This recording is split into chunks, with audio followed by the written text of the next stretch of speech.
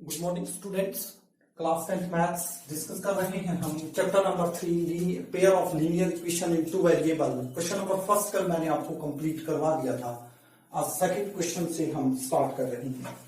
Question number second क्या कह रहा है? कह रहा है कि on comparing the ratio, compare करना है आपने रेशियो किसका, a1/a2, b1/b2 और c1/c2।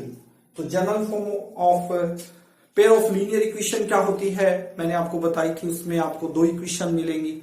उसमें a1/a2 जो जैसे कि देखिए x के साथ जो वेरिएबल x है तो इसके साथ जो होगा वो a1 होगा, y के साथ जो है वो b1 होगा और कॉन्सोनेंट c1 होगा। इसी तरह से ये a2 होगा, ये b2 होगा और ये c2 होगा। तो find out whether the lines representing the following pair of linear equation intersect at A point. आपने इक्वेशन को देखना है, इस टाइप से रेशियो इनका फाइंड आउट करना है और उसके बाद आपने आंसर बताना है क्या जो इनका लीनियर इक्वेशन है वो इंटरसेक्ट एट ए पॉइंट होगा या पैरेलल होगा या कोइंसिडेंट होगा। तो इन तीन चीजों में से आपने बताना है। तो तीनों क्वेश्चन आपके सामने हैं। तो फर्स्ट क्वेश्चन करते हैं। सबसे पहले देखिए a1 क्या है, यहां पर 5 है, b1 क्या है, कोएफिशिएंट ऑफ y -4 है, c1 क्या है, 8 है, a2 क्या हुआ, सेकंड इक्वेशन में x का वेरिएबल 7 है, b2 क्या होगा 6 होगा और c2 क्या होगा आपका -9 होगा। पहले हम a1/a2 करते हैं। तो a1/a2 क्या आ गया आपका 5/7, फिर b1/b2 क्या होगा आपका -4/6, फिर c1/c2 क्या होगा आपका 8/-9। तो आप देखोगे स्टैंडर्ड फॉर्म में कर सकते हो इसको, माइनस का 2 3। क्या a1/a2 इक्वल आ रहा है b1/b2 के? इक्वल है? बिल्कुल भी नहीं। a1/a2 का जो रेशियो 5:7 है और b1/b2 का रेशियो -2:3 है। तो ये इक्वल नहीं है, तो इक्वल नहीं है। तो इस केस में मैंने आपको बता रखा है कि सॉल्यूशन क्या होगा, यूनिक सॉल्यूशन होगा, ग्राफिकली क्या होगा, इंटरसेक्ट एट 1 पॉइंट। तो इसका आंसर क्या आ गया, इंटरसेक्ट एट 1 पॉइंट। ये इसका आंसर होगा। क्वेश्चन आपका फिनिश हो गया। इसी टाइप का ये वाला है, a1/a2 करेंगे जैसे ये लिखा हुआ है आपने, इसी टाइप से इसमें भी लिखना है। a1/a2 हम सीधा कर रहे हैं। अब आपको पता है a1 क्या है 9 है, a2 क्या है 18 है, b1/b2 करेंगे क्या है 3/6 है, c1/c2 करेंगे वो क्या है 12/24 है। तो एक कट के 1/2 आ रहा है, 1/2 आ रहा है, 1/2। तो a1/a2 क्या इक्वल है b1/b2 के? जी हाँ, 1/2 और 1/2। क्या फिर वो थर्ड को देखेंगे क्या वो भी इक्वल है? हाँ जी, c1/c2 सभी क्या आ रहे हैं 1/2 आ रहे हैं। तो इस केस में क्या होता है, जब तीनों ही इक्वल होती हैं तो क्या होगा, कोइंसिडेंट। ठीक है, जो लाइंस होंगी वो क्या होंगी, pair of linear equation coincident होगी। इसी तरह से थर्ड में करेंगे। ये थर्ड जो है आपने खुद करना है। ठीक है, अब यहीं पर मान के चलिए वो आपसे पूछ लेता कि सॉल्यूशन क्या होगा इसका। अब इसमें ये इंटरसेक्टिंग एट 1 पॉइंट, यहां पर पूछ सकता था कि वो इक्वेशन का जो होगा यूनिक सॉल्यूशन होगा या नो सॉल्यूशन होगा या मैनी सॉल्यूशन होंगे, इनफाइनाइट सॉल्यूशन होंगे, ये भी पूछ सकता था वो। तो यहां पर आप क्या कहोगे, इसके अंदर यूनिक सॉल्यूशन होगा, यहां पर क्या होगा इनफाइनाइट सॉल्यूशन आप फाइंड आउट कर सकते हैं। और थर्ड आप सोल्व करके देखिए इसी टाइप से a1/a2 करेंगे तो 6/2 इट मींस क्या आएगा 3/1, b1/b2 करेंगे तो क्या आएगा 3/-1 और 3 भी क्या है माइनस का है तो माइनस से -3/1। c1/c2 करेंगे वो क्या आएगा 10/9, 10/9। तो a1/a2 इक्वल टू b1/b2 है। जी हाँ बिल्कुल है। तो फर्स्ट दोनों इक्वल है तो थर्ड को भी चेक करेंगे तो थर्ड इक्वल नहीं है। तो इस केस में क्या होगा आपका, लाइन तो पैरेलल होगी। यदि सॉल्यूशन की बात करें तो आंसर क्या आ जाएगा, नो सॉल्यूशन। अब दो चीजें हो रहेगी, इनकंसिस्टेंट और कंसिस्टेंट। तो जब दोनों ही इक्वल हो, सभी इक्वल हो, a1/a2 equal to b1/b2 equal to c1/c2 हो तो कंसिस्टेंट होगा। और जब a1/a2 not equal to b1/b2 है, यदि नहीं भी है तो भी क्या होगा, कंसिस्टेंट होगा। लेकिन यदि a1 बाई a2 इक्वल आ गया b1 बाई b2 के बट वो not equal to c1 by c2 है तो इनकंसिस्टेंट होगा इस केस में। जैसे कि आपका नेक्स्ट वाला क्वेश्चन है, नेक्स्ट वाले क्वेश्चन में भी इसी टाइप से वो बता रखा है, उसने क्या कह रहा है, कंसिस्टेंट और इनकंसिस्टेंट का बताना चाहता है।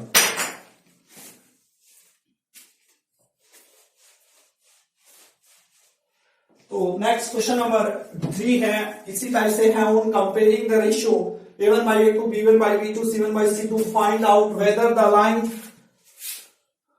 represent the following pair of linear equation। बस ये वाला इसमें इसकी बजाय इंटरसेक्ट एट वन पॉइंट की बजाय ये वाली चीज ने देकर के उसने बोल दिया है आर कंसिस्टेंट और इनकंसिस्टेंट। तो सिर्फ वो टेबल जो मैंने आपको इंट्रो में करवाया था इंट्रोडक्शन पार्ट में उसी बेस पर है। तो इसका जो फर्स्ट पार्ट है वो क्या है, 3x plus 2y equal to 5 है, और सेकंड जो है वो है 2x minus 3y is equal to 7 है। सेकंड जो पार्ट है वो है 2x minus 3y is equal to 8 है, और 4x minus 6y is equal to क्या है, 9 है। Third part 3 by 2x plus 5 by 3y is equal to 7 है, और दूसरी जो इक्वेशन है वो है 9x minus 10y is equal to 14। जो इसका फोर्थ पार्ट है वो है 5x minus 3y is equal to 11, और minus 10x plus 6y is equal to minus 22। और लास्ट पार्ट है इसका part number 4 by 3x plus 2y is equal to 8, और 2x plus 3y is equal to क्या है, 12 है। तो आपने बताना है ये कंसिस्टेंट है या इनकंसिस्टेंट है, ठीक है। तो आपको बस इतनी नॉलेज होनी चाहिए कि कंसिस्टेंट किस केस में होता है और इनकंसिस्टेंट किस केस में होता है। सेम पहले वाला मेथड रहेगा। तो पहले वाले में सबसे पहले इक्वेशन इक्वल टू क्या होनी चाहिए, 0 होनी चाहिए। तो हम ये वाला पार्ट कर रहे हैं, ये दोनों पार्ट देखिए बिल्कुल सेम है, और ये थर्ड पार्ट, तीनों पार्ट क्या है, सेम है। आपने इनका a1 बाई a2 निकालना है, b1 बाई b2 और c1 बाई c2। तो इक्वल टू 5 है, इसमें इक्वल टू 8 आया हुआ है, इसमें इक्वल टू 11 है। तो तीनों पार्ट सेम है। मैं थर्ड पार्ट आपको करवाऊंगा, सॉरी फोर्थ पार्ट क्या कह रहा है, 5x minus 3y 11 equal to है, तो 11 हम इधर लेके आएंगे क्योंकि हमने रेशियो निकालना है इनका। तो इक्वल टू क्या हो गया, 0, माइनस का 10x प्लस का 6y इज इक्वल टू क्या, माइनस 22 है। तो माइनस 22 राइट से लेफ्ट साइड किस चीज का हो जाएगा भाई, प्लस का, इक्वल टू 0। तो यहां से हम a1 की वैल्यू क्या है, 5 है, b1 की वैल्यू क्या है, -3 है। General form of pair of linear equation क्या होती है, a1x plus b1y plus c1 equal to 0, और a2x plus b2y plus c2 equal to 0। तो b1 इज इक्वल टू -3 और c1 क्या है आपका, माइनस का 11 है। इसी टाइप से a2 क्या है आपका, -10 है, b2 क्या है, 6 है, और c2 क्या है, 22 है। तो अब हम इनका रेशियो निकालेंगे, a1 बाई a2 निकालेंगे। तो a1 बाई a2 करते हैं, a1 divide by a2 is equal to क्या होगा, 5 डिवाइड बाई -10, इट मीन्स क्या आ गया, 5a2, तो 1 बाई -2, ठीक है। या इसको क्या लिख सकते हैं, -1 बाई 2 हम लिख सकते हैं। इसी टाइप से b1 बाई b2 क्या हुआ, -3 बाई 6 है, 3 1 जा 3, 3 2 जा 6, तो क्या आ गया, -1 बाई 2 आ गया। ये भी क्या आ गया आपका, -1 बाई 2 आ चुका है। अब क्या करेंगे, c1 by c2 find out करेंगे, -11 बाई 22, तो ये भी क्या आ गया, -1 बाई 2। तो क्या a1 by a2 equal to b1 by b2 है, बिल्कुल है, 1 बाई 2 है, माइनस का और ये माइनस का क्या हो, c1 बाई c2 के भी इक्वल है, जी हाँ है। तो इस केस में कंसिस्टेंट होगा, इनकंसिस्टेंट, तो क्या होगा इस केस में, कंसिस्टेंट। ये आपका क्या आ गया, आंसर आ गया। इस टाइप से आपने क्वेश्चन को सोल्व करना है। तो इसी टाइप का पहला और दूसरा पार्ट है वो आपने खुद ट्राई करना है। नेक्स्ट पार्ट नंबर 3 की ओर बढ़ते हैं। पार्ट नंबर 3 क्या बोला, पार्ट नंबर 3 जो कह रहा है वो है 3 by 2x plus 5 by 3y is equal to 7 है। और सेकंड इक्वेशन क्या है 9x minus 10y is equal to 14। तो इसमें तो कोई दिक्कत नहीं है, 14 इधर आके माइनस का हो जाएगा तो इक्वल टू क्या हो गया 0 हो गया। लेकिन यहाँ डिनोमिनेटर आया हुआ तो इसको खत्म करेंगे, पहले इक्वेशन की शेप देंगे इसको, तो एलसीएम ले लेंगे इनका 2 और 3 का एलसीएम क्या आ गया 6।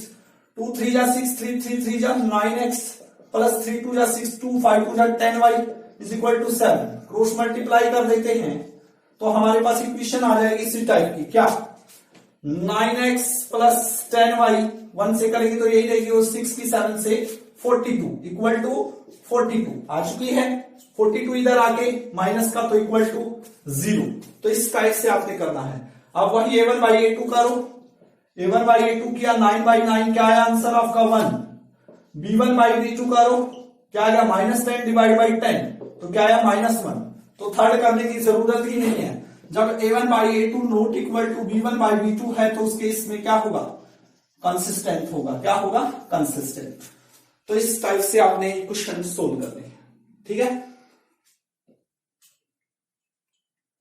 नेक्स्ट वाला देखिए,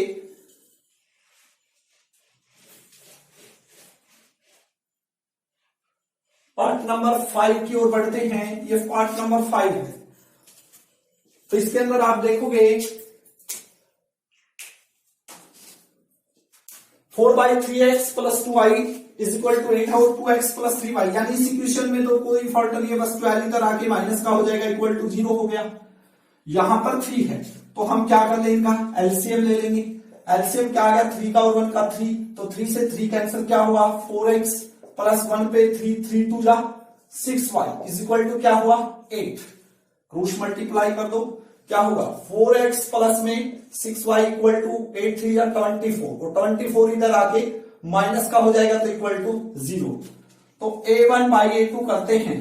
a1 की वैल्यू क्या है 4 है, a2 की वैल्यू क्या है 2 है, तो आंसर कितना है आपका 2। अब b1 बाई b2 चेक करते हैं। b1 की वैल्यू क्या है 6 है, डिवाइड बाई b2 की वैल्यू क्या है 3 है, तो ये भी क्या आया 2 आया। अब कौन चेक करेंगे c1 बाई c2 और करके देखते हैं। c1 की वैल्यू है -24 और c2 की वैल्यू है -12, तो माइनस से माइनस तो ये भी कितना आया 2। तो आपका क्या बन रहा है भाई a1 बाई a2 इक्वल आ रहा है b1 बाई b2 इक्वल आ रहा है c1 बाई c2। तो इस केस में कंसिस्टेंट हो गया, इनकंसिस्टेंट इक्वेशन कंसिस्टेंट। तो ये आपका क्या आ गया आंसर आ गया। तो इस टाइप से यह क्वेश्चन आपने सोल्व करने हैं।